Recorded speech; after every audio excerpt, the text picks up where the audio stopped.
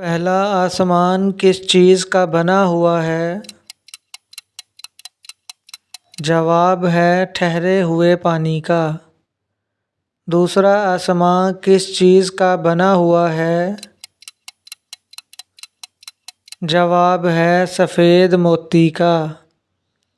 तीसरा आसमान किस चीज़ का बना हुआ है? जवाब है लोहे का। चौथा आसमान किस चीज़ का बना हुआ है? जवाब है तांबे का।